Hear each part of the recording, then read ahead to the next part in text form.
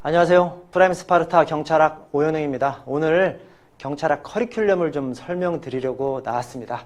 먼저 저한테 질문이 있으시면 다음에 하루총경의 경찰학 교실이라는 카페가 있습니다. 언제든 질문 주시면 제가 성심성의껏 답변을 드리도록 하겠습니다. 그리고 제 유튜브가 이제 하루총경 TV라고 유튜브가 있는데요. 이것도 좀 관심을 가져주시면 감사하겠습니다. 이번에 2차 순경시험 끝난 다음에 제 유튜브가 폭파당했습니다. 이제 그 원인이 아시는 분들은 이제 아실 텐데, 제가 노량진 모 강사님께서 이번 시험이 이제 굉장히 어려웠었잖아요. 그래서 경찰청에 쌍욕을 날리신 것을 보고서 좀 그것은 좀 과도하지 않느냐, 제가 좀 그렇게 좀 영상을 찍었는데, 거기에 대해서 우리 막 성난 순경 수험생분들께서 제 유튜브를 폭파시켜 주셨어요. 그래서 참 한편으로는 제 진심을 조금 오해하신 것 같아서 안타까운 마음도 있고, 야, 그쵸, 폭파당하는데 외모 가지고 또 비하하시는 분들도 계시더라고요. 여러분,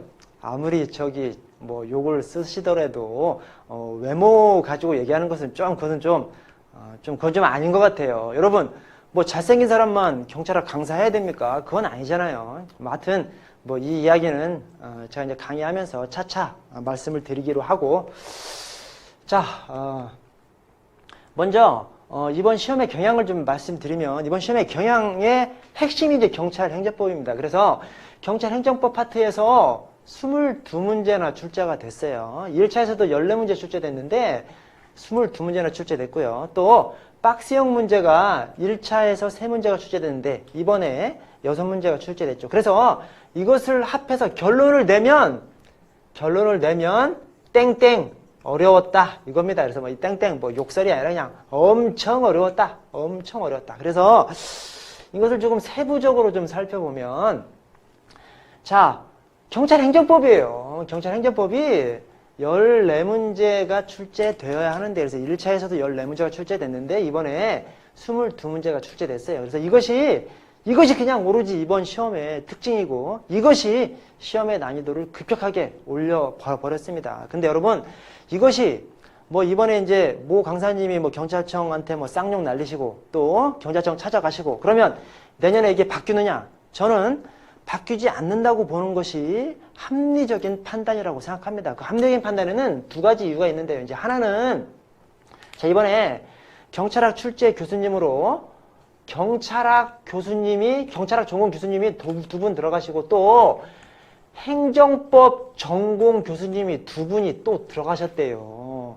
자, 그러면 여러분, 내년에도 행정법 교수님이 출제위원으로 들어가실 거라고 보는 것이 합리적인 판단이죠. 그래서 내년에 행정법 전공 교수님들께서 경찰학 시험 출제를 들어가셔.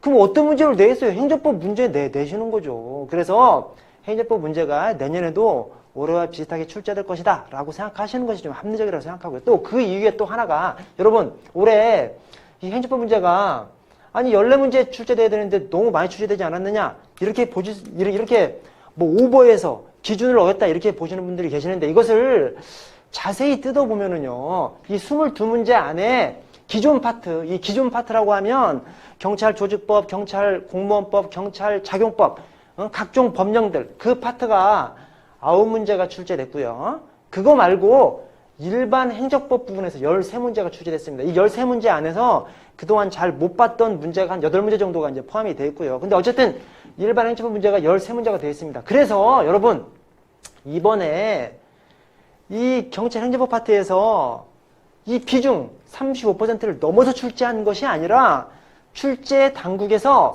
기존의 조직법, 공무원법, 작용법 이 파트를 경찰행정법 파트로 안 본 거예요. 그러니까 이 파트를 빼면 13문제 거의 맞아 떨어지지 않습니까? 그래서 기존 파트를 기초이론, 그러니까 조직법, 공무원법, 작용법을 기초이론 또는 그 안에 있는 뭐 공무원 파트라든가 이런 것들은 또 경찰행정학 파트로 이렇게 해서 양쪽으로 넣어버리고, 경찰행정법 파트, 순수 경찰행정법 파트를 아주 일반 행정법으로만 13문제를 출제한 거예요. 그래서 이것만 봐도, 그러니까 일반 행정법 파트가 14문제 안에서 조직법, 공무원법, 작용법이랑 합해서 14문제가 나오는 것이 아니라 내년에도 조직법, 공무원법, 작용법, 이 경찰 법령들은 별도로 기초이론이나 경찰 행정 파트로 들어가고 일반 행정법 파트에서만 14문제 가까이 출제될 수 있다는 것을 생각하셔야 됩니다. 그래서 내년 준비의 핵심은 이 행정법을 효율적으로 대비해야 되겠다. 그래서 이 일반 행정법을 뭐 올해 뭐 항의하고 쌍욕 날리고 뭐 그래서 내년에는 원위치로 돌아갈 것이다.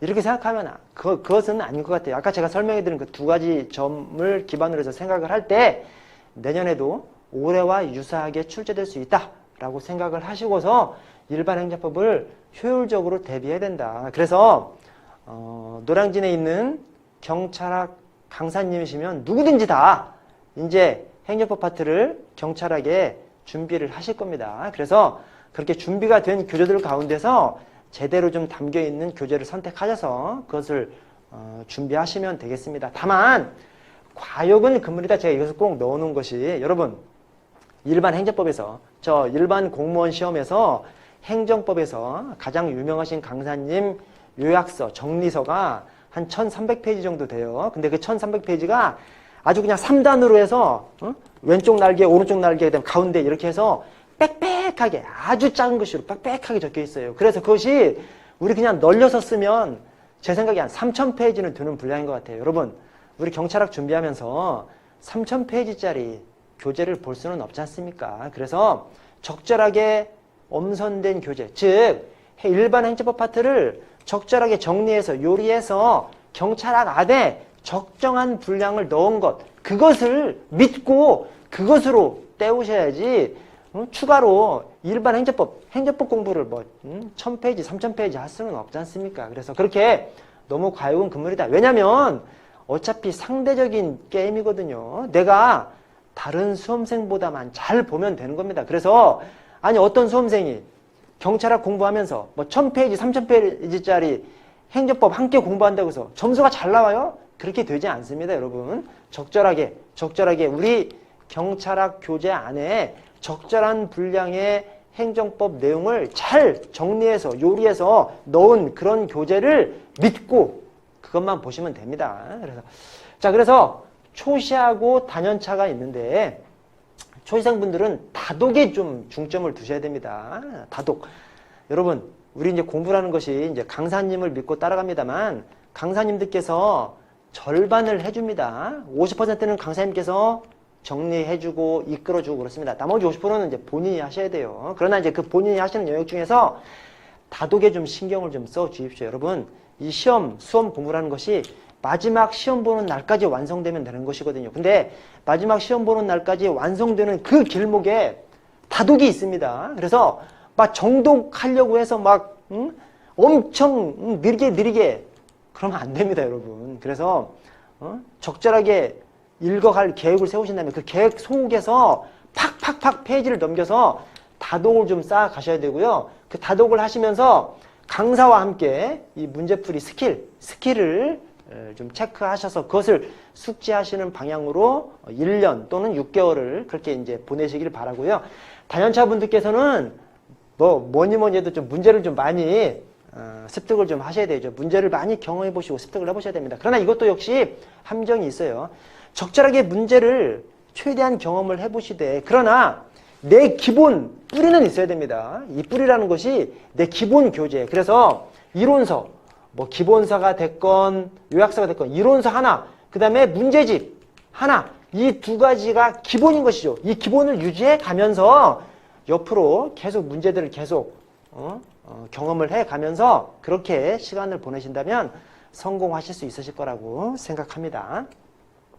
자, 그래서 저는 순환을 우리 이제 프라임 스파르타가 3순환인데 사실은 이제 4순환 개념인데요. 어쨌든 그 4순환 그 개념을 어떻게 준비를 했냐면 첫째 1순환이 올인원 이론 강의로요. 오한마 기본서로 준비했습니다. 여러분 여기 이제 오한마는 오현웅과 함께 마지막까지입니다. 그래서 저와 함께 끝까지 가면 성공할 수 있다는 그런 모토를 가지고 오한마라고 이름을 붙였고요. 이제 또 하나는 이게 이제 중의적인 뜻인데 또 하나는 여러분 경찰학 그냥 오한마로 그냥 깨 부수시듯이 오한마로 그냥 뽀사버리듯이 그렇게 한번 해보자는 겁니다. 그래서 저는 이 오한마 기본서 안에 모든 것을 다 담을 것입니다. 그러나 이 모든 것이라는 것이 아까 그 3000페이지를 다 담는다.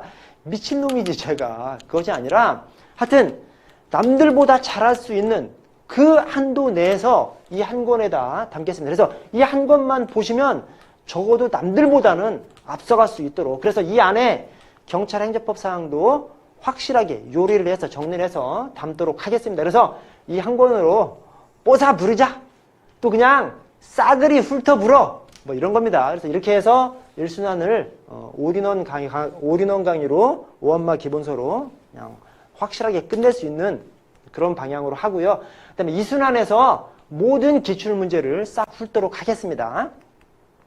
자, 3순환에서 출제 예상되는 문제들하고 거기다 덧붙여서 핵심 요약 정리를 더불어서 좀 하도록 하겠습니다. 이것이 이제 3순환이라고 할 수도 있고 또 3, 4순환인 것이죠. 3, 4순환에서는 실전 문제하고 또 핵심 요약 정리, 주제별로 이렇게 정리할 수 있도록 그런 기회를 또 드리도록 하겠습니다.